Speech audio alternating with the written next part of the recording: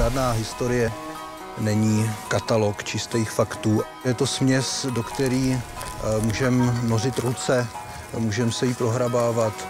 No, taky vždycky záleží na to, co z historie vytáhneme.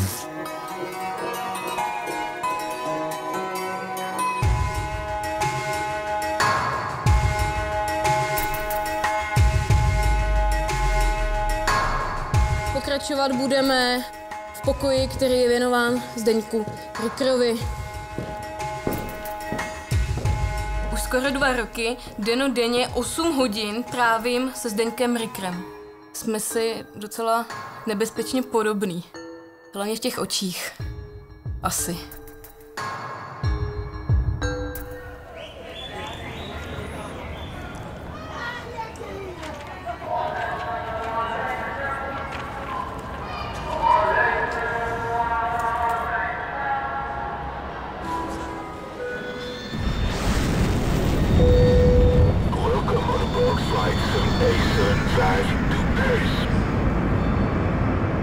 Ricker je pro mě neuvěřitelně zajímavý proto, poněvadž je to tvůrce, který rezignoval na takovou tu jednotnou stylovou prezentaci umělce, který vlastně se pozná podle stylu. Rickera podle stylu moc nepoznáte, poněvadž ty styly on měnil opravdu jak oblečení.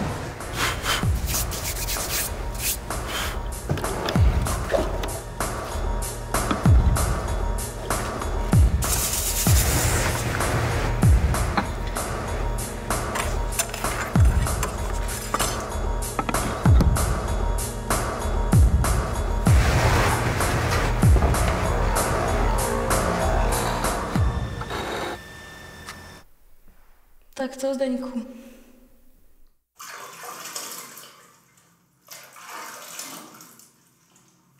Měla jsem dojem, že máš na mysli své manželství. Přesto ten pojem zůstává nezřetelný. Měl jsi na mysli manželství? Drazí, tak jsem zase na tom Formentoru. Dodělávám 20. velký olej, pracoval jsem tady v úplném rekordu a taky jsem vyčerpal všechny malířské sklady Las Palmas. Jak to povezu domů, nevím. Pokoj už je plný, je to všecko mokrý, pod postel se to nevejde, tam mám akvarely, kresby a nočník. Budu to muset navěsit na strop jako šunky. Povezu 25 verků, asi 8 mimo to zkažených hodím do oceánu, aby se ryby nažraly.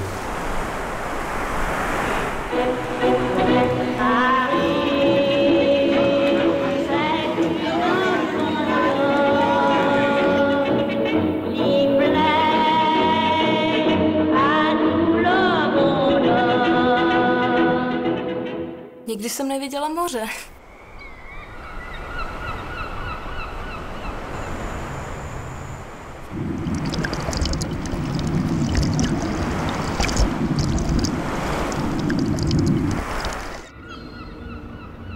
Člověka vede zřejmě k udání strach.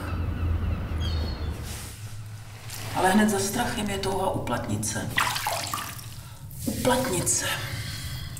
Neříkám, že člověk má právo vymlouvat se na dějinné situace. Popisuju vám to prostě proto, že jste to nezažil.